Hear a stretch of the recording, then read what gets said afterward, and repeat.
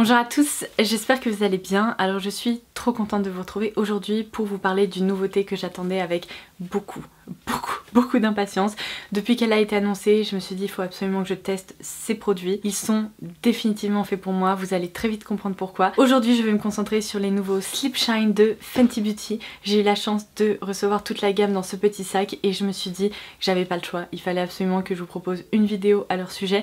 Non seulement parce que j'ai des choses à vous dire les concernant, et aussi parce que ça vous permettra peut-être de vous diriger vers là où les teintes qui vous tentent le plus, de voir les swatchs, leur rendu sur les lèvres, etc. Je sais que vous adorez quand je vous propose des vidéos comme ça, un peu revue express avec beaucoup de swatchs, des séquences sur les produits, donc c'est exactement ce qu'on va faire aujourd'hui. On retrouve ici une gamme de rouges à lèvres qui joue sur la transparence, qui sont également très lumineux, très shiny sur les lèvres, et 10 teintes sont proposées. Alors pourquoi j'étais aussi excitée à propos de ce lancement, c'est parce que si vous suivez un peu mes vidéos, vous savez que l'un de mes rouges à lèvres préférés de tous les temps, depuis des années, ce sont les rouges Coco Shine de Chanel qui ont été récemment rebaptisés les rouges Coco Flash. Je crois que ça remonte à l'année dernière, je vous avais fait une vidéo à ce sujet. Ils ont été reformulés et du coup maintenant ça s'appelle la gamme des rouges Coco Flash. Mais vous savez, ce sont ces rouges à lèvres, lorsque vous les appliquez, vous avez l'impression d'appliquer un baume et pourtant il y a une pigmentation qui ressort. Alors une pigmentation qui joue sur la transparence mais qui est plus ou moins intense selon les teintes. Et c'est vraiment un rouge à lèvres qui dépose un fini presque mouillé sur la bouche, qui donne un aspect glossy sans du tout être du gloss. On n'a pas du tout ce fini collant, liquide, pâteux, etc.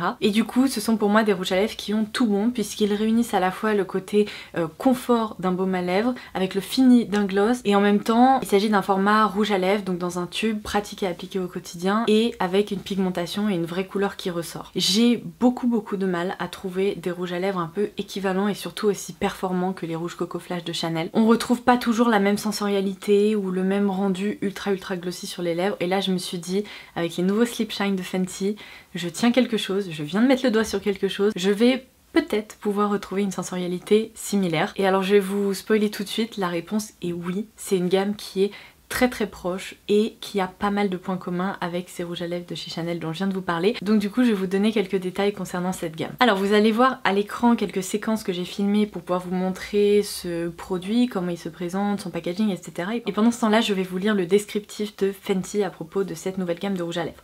Donc la marque nous dit: osez le confort avec le rouge à lèvres brillant et transparent Sleep Shine. Tout comme votre jean fétiche, Sleep Shine fait partie des incontournables du quotidien. Très agréable à porter, il convient aussi bien aux sorties de jour que de nuit et vous donne un air séduisant, discret et sans effort. La formule étant faite pour retenir l'hydratation, ce rouge à lèvres léger et nourrissant contient de l'huile de grenade pour hydrater et apporter instantanément tout le confort nécessaire à vos lèvres en un seul passage. Sleep Shine vous offre des lèvres pulpeuses à tomber que votre moitié ne pourra s'empêcher d'embrasser. Alors pour ce point-là, je dois vous avouer que je suis pas bien sûre parce que moi, dès que j'ai les lèvres qui brillent un peu, mon chéri me regarde en mode nope, tu ne m'approches pas, tu vas m'en mettre partout. Mais ça tombe bien, on porte du rouge à lèvres pour nous, pas pour eux, donc c'est un point sur lequel je ne me concentrerai pas. Alors vous doutez bien que pour cette vidéo, j'ai bien sûr appliqué un de ces rouges à lèvres. Je porte ici la teinte 9, qui est la teinte Bubble Rum, et je pense que ça se verra encore plus dans mes zooms sur mes lèvres, mais vous voyez à quel point ce rouge à lèvres est beau, à quel point il sublime les lèvres et à quel point tout ce que la marque a évoqué, en fait je le retrouve vraiment. Pour une fois, il n'y a pas de point où je me dis c'est pas tout à fait vrai. Là j'ai l'impression que toutes les cases je peux dire check. C'est confortable, c'est ultra shiny, ça donne presque un effet mouillé sur les lèvres. C'est un rouge à lèvres qui se fait oublier, qui a pourtant une pigmentation modulable qui peut se construire. Avec une seule couche, on a un rendu coloré assez léger et dès qu'on en applique un peu plus, on peut obtenir la couvrance que j'ai là sur les lèvres. Et ce que j'aime vraiment à propos de cette gamme, c'est que parmi les 10 teintes qui sont proposées, il y en a seulement 2 où j'ai un petit peu de réserve. Je vais vous expliquer pourquoi quand je vais vous proposer les swatchs. Tout simplement parce que ce sont des teintes qui me correspondent un peu moins, mais sur une gamme de 10 couleurs, le fait d'en apprécier 8, mais vraiment beaucoup, bah ça veut tout dire. Ça veut dire que la gamme est bien pensée et je trouve qu'en plus les couleurs sont vraiment hyper universelles et elles pourront vraiment sublimer plein de carnations différentes, de la plus claire comme moi à vraiment la plus foncée, parce qu'il y a certains nudes, je vais vous dire, sur peau foncée, ça va être particulièrement beau. C'est un rouge à lèvres qui est proposé au prix de 22 € et je trouve que ce tarif est raisonnable. On n'est pas sur un rouge à lèvres de luxe vraiment hors de prix, dans lequel on n'a pas trop envie d'investir. On n'est pas sur un prix drugstore non plus, on est d'accord. Mais dans la gamme Fenty, je trouve que ça reste assez honnête. Un petit mot sur le packaging. Je trouve que le packaging pour le coup est hyper sleek et hyper simple. On est sur un plastique un peu nacré comme ça, un tube bon qui n'a rien de transcendant, c'est pas le plus beau rouge à lèvres que j'ai pu voir jusqu'à présent. Seulement ce que j'apprécie c'est quand même il se referme assez bien et donc dans le sac à main je pense qu'il faudrait y aller pour qu'il s'ouvre parce qu'il y a quand même un petit clip. Le raisin est arrondi, n'est pas trop gros, on peut vraiment appliquer ces couleurs facilement. Je dirais que pour les teintes les plus claires, on peut presque le faire sans miroir.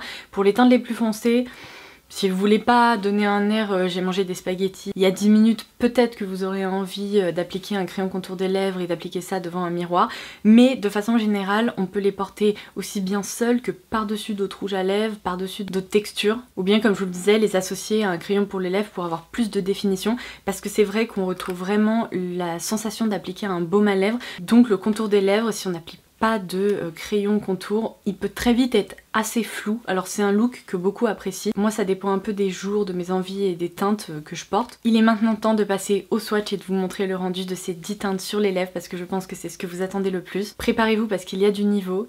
Cachez votre carte bleue si vous n'avez pas envie de craquer en ce moment parce qu'il y a certaines teintes qui sont vraiment sublimes. Allez, c'est parti. Je commence par la première teinte qui est la Quartz Candy et qui est ici en fait un rouge à lèvres transparent. Alors, ce rouge à lèvres s'apparente vraiment à un baume à lèvres, du coup seulement on est vraiment sur une texture translucide avec plein de micronacres et de reflets à l'intérieur. Donc moi ce que je peux voir c'est qu'il y a des reflets principalement un peu rose pâle, légèrement doré, qui donnent un aspect de gloss en fait sur les lèvres, même si ce n'est pas un gloss. C'est peut-être d'ailleurs le rouge à lèvres de cette gamme qui imite le mieux l'effet gloss parce que lorsqu'on l'applique on a l'impression d'avoir des lèvres hyper pulpeuses, hyper hydratées, hyper confortables et c'est vraiment je trouve un produit hyper sympa. Ce qui est chouette du coup c'est qu'on peut très bien par exemple l'appliquer par-dessus un rouge à lèvres mat pour apporter cet effet un peu plus shiny. Il peut vraiment un peu se transformer en gloss top coat en quelque sorte. Et j'aime autant le porter seul que jouer avec sa texture pour transformer d'autres couleurs. Ce que je vous ai pas encore précisé dans cette vidéo c'est que ces rouges à lèvres ont une odeur qui est juste divine. Mais divine. C'est typiquement le genre d'odeur que j'adore, c'est sucré, un peu vanillé, ça a un petit côté petit gâteau délicieux, sans pour autant être entêtant. J'ai l'impression que quand j'ai commencé à les découvrir, je sentais plus le parfum que maintenant. Donc c'est pas du tout une odeur qui va perdurer pendant des heures, mais elle est quand même hyper réussie et pour ma part je préfère 1000 fois ça à une odeur de noix de coco ou je sais pas quoi. Je passe maintenant à la deuxième teinte qui est la teinte Sugar Kiss. Alors je commence très vite malheureusement avec une des teintes de cette collection qui ne me convient pas. On est ici sur un rose pastel, un peu effet rose Barbie, vraiment très doux, vraiment très rose froid. Et c'est typiquement le genre de teinte qu'en fait je ne peux pas me permettre de porter, ça ne me va pas, ça me donne un air mais juste pas possible. Et je sais que certaines personnes adorent ces roses là, moi ça correspond en fait ni à ma personnalité ni à mon look global et en plus ça ne me sublime pas, donc on va dire que c'est le genre de teinte que j'évite à tout prix. Mais il n'empêche que si vous appréciez ce genre de teinte elle est réussie. Par contre dans cette teinte là il n'y a vraiment aucun effet nacré, on est vraiment plus sur un effet crémeux, complètement mouillé mais sans aucune paillette, sans aucune nacre, sans aucun reflet particulier. La teinte numéro 3 est hyper intéressante, c'est la teinte Tang Thang. C'est une teinte d'ailleurs très étrange, je ne sais pas à quoi ça correspond, si vous avez une idée dites-le moi en commentaire. Mais ça va vraiment être ma teinte préférée pour ce printemps-été, qui donne un aspect ultra vitaminé aux lèvres, qui réveille le teint, qui donne bonne mine. C'est vraiment le genre de teinte, c'est pas pêche, c'est pas corail, c'est pas abricoté, c'est vraiment une jolie couleur orangée avec un tout petit fond rouge mais qui n'est pas rouge justement, et c'est ce que j'adore dans cette teinte, c'est que c'est assez difficile de trouver des couleurs qui sont pas rouge coquelicot avec des reflets orangés. Là c'est vraiment la couleur vitaminée parfaite. Vous pourrez le voir à l'écran mais toute cette teinte vraiment elle donne cet aspect de lèvres mais tellement juteuse et je trouve ça tellement beau. Ce sont vraiment les finis de rouge à lèvres que je préfère. Alors c'est sûr qu'il faut apprécier mais pour ma part je suis fan. On passe ensuite à plusieurs teintes de nude qui sont plus beaux les uns que les autres.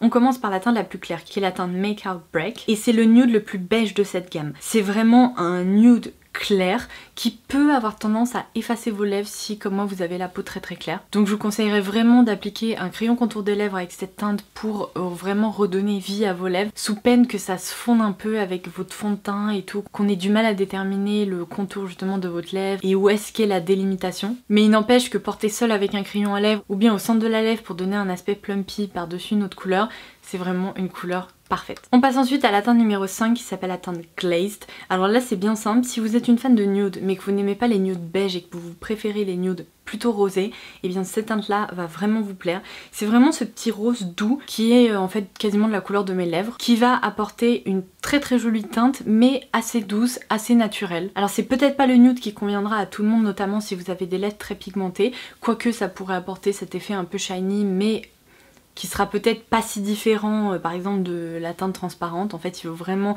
déterminer si vos lèvres sont très pigmentées ou non. En tout cas je dirais que c'est peut-être la teinte la plus quotidienne pour moi dans cette collection. Si j'ai pas particulièrement envie d'appliquer une vraie couleur sur les lèvres ou bien que j'ai envie d'un rouge à lèvres qui va avec absolument tout, la teinte Glazed elle est parfaite. Il y a un tout petit soupçon de pêche à l'intérieur qui le rend particulièrement réussi. On passe ensuite à la teinte 6 Retro Rose qui porte très bien son nom. C'est vraiment en fait un bois de rose, un rose un peu vintage, un petit peu muté et qui en même temps est un petit poil plus foncé que les deux précédents que je vous ai présentés. Comme je vous le disais, l'assortiment de nude dans cette collection est vraiment très réussi parce que peu importe sa carnation et peu importe ses envies, on peut trouver un rouge à lèvres fait pour le quotidien et fait pour sublimer les lèvres naturellement. C'est aussi une teinte que je trouve absolument sublime. On passe ensuite à la teinte numéro 7 qui est la teinte Goji Gang, et même si je trouve que c'est plutôt une couleur un peu fruit des bois assez douce, elle est incroyable. Il y a une toute petite touche de mauve qu'on retrouvait pas dans les précédentes teintes. C'est une teinte aussi soutenue que la précédente et qui sublime les lèvres encore une fois. Je pense que vous l'aurez compris, c'est un peu la thématique de cette vidéo. On continue dans notre exploration de nude avec la teinte numéro 8, Cookies and Cocoa, qui porte encore une fois plutôt très bien son nom, puisque c'est la seule teinte parmi celles que je viens de vous présenter, donc plutôt dans les nudes, dans laquelle on retrouve un petit soupçon de brun. Alors c'est pas un marron trop prononcé, je pense que c'est un marron assez universel qui pourra sublimer beaucoup de lèvres et de carnation. Mais il y a ce petit côté où les pigments roses en fait ne sont plus vraiment présents, c'est beaucoup plus neutre, beaucoup plus froid, et ça me plaît beaucoup. Vient la teinte numéro 9 que vous avez pu apercevoir sur mes lèvres depuis le début de cette vidéo, Bubble Rum, qui là est selon moi un vrai brun mais qui joue sur cette transparence, donc du coup il est pas trop puissant, il me fait pas peur contrairement à d'autres rouges à lèvres très foncés et très bruns. Comme vous pouvez le voir là c'est plutôt une couleur qui rehausse le teint, qui reste facile à porter, qui est hyper modulable. On peut même jouer sur sa transparence en tapotant un peu son rendu sur les lèvres. Bref, pour le moment c'est un quasi sans faute, à part la teinte numéro 2 qui me plaisait pas plus que ça. C'est un quasi sans faute. Et on passe ensuite à la teinte numéro 10 qui a un nom qui est génial, qui s'appelle Vamsu Brunch et qui porte plutôt bien son nom puisque c'est une teinte un peu vampy mais en même temps qui est scintillante et qui est presque un peu glamour, qui donne un aspect je vais à un événement avec une robe de couturier, vous voyez. Donc là je vais pas vous le cacher, on est sur la deuxième teinte de la collection que j'aurai beaucoup plus de mal à porter au quotidien, bien que c'est une teinte que j'hésiterais moins à porter que le petit rose pastel dans lequel je me sens vraiment pas bien. Là c'est une teinte qui reste originale, qui est sympa, c'est vraiment une base un peu violette mais vous savez il y a beaucoup de reflets hyper scintillants avec des espèces de micro nacres bleutés. On retrouve également des reflets un peu violets, comme je vous le disais, bleutés, et ça apporte ce côté ultra shiny, ultra miroitant. Pourquoi est-ce que j'ai un peu plus de mal à porter cette teinte? Tout simplement parce que j'ai l'impression que mes lèvres ne sont pas assez pigmentées pour la porter. Il faut vraiment que j'en applique pas mal de couches de façon à obtenir un rendu uniforme, sinon ça peut assez vite faire des patchs. Ou alors ce rouge à lèvres laisse transparaître des zones où la pigmentation est un peu moins intense et je dois vous avouer que c'est pas le rendu que je préfère. C'est plus difficile d'obtenir un rendu complètement homogène avec cette teinte là qu'avec toutes les autres en fait. C'est pas une couleur que j'apprécie pas, elle est originale, elle sort du lot, mais c'est vraiment peut-être pas la teinte que je vous conseille comme ça pour le quotidien parce que c'est pas la plus facile à porter, on est d'accord. Et bien écoutez, je pense que vous l'aurez compris en visionnant cette vidéo, je suis absolument conquise par cette gamme. Il y a tellement de teintes qui sont sublimes, faciles à porter, qui restent confortables, qui ne tiraillent jamais les lèvres et qui se font complètement oublier que sincèrement je ne pourrais pas en dire du mal. Tout ce que j'aurais envie de voir c'est que Fenty élargisse cette gamme, propose de nouvelles éditions limitées, propose de nouvelles teintes et élargisse justement ces teintes peut-être un peu plus vitaminées parce que là il y a tellement une jolie base de nude que c'est bon. On est couverte, maintenant il nous faut plein d'autres teintes un peu vitaminées et je pense que ça pourrait vraiment être une gamme qui à terme sera sensationnelle parce que on commence déjà très bien avec ces 10 couleurs. Le seul petit point négatif que je peux leur reprocher, mais sincèrement c'est un peu propre à cette formule, c'est qu'évidemment dès que vous allez manger il va avoir tendance à disparaître, bien que pour certaines teintes un peu plus pigmentées le voile coloré reste un petit peu, les teintes les plus nude elles vont disparaître très rapidement. Et de façon générale je dirais que la tenue de ce rouge à lèvres est pas la meilleure tenue que vous allez pouvoir croiser sur le marché. C'est bien sûr une texture qui est un peu glissante, même si elle reste très très bien en place et qu'elle ne bave pas. Et c'est peut-être le rouge à lèvres qu'on aura tendance à vouloir réappliquer pour faire des petites retouches en cours de journée, mais c'est tellement facile et la texture est tellement sensorielle que sincèrement, est-ce que ça nous dérange vraiment ? À vous de juger, pour ma part la réponse est non. Donc voilà pour ma conclusion concernant les Slip Shine de Fenty. Pour moi c'est un vrai succès, c'est un des lancements de la marque qui en fait m'excite le plus et qui me fait vraiment le plus plaisir parce qu'il correspond tout à fait à ce que moi j'aime. Je suis mes fan et du coup si comme moi vous reconnaissez dans ces petits détails que j'apprécie, eh bien craquez parce que vous ne le regretterez pas. Voilà, j'en arrive à la fin de cette vidéo, j'espère vraiment que ça vous aura plu, que ça aura pu vous être utile. N'hésitez pas à me laisser un commentaire ci-dessous pour me dire quelles sont les teintes que vous adorez dans cette gamme, celles qui vous parlent le plus et celles qui vous intéressent le plus. Et en attendant ma prochaine vidéo, je vous embrasse très très fort et je vous dis à très vite. Bye bye.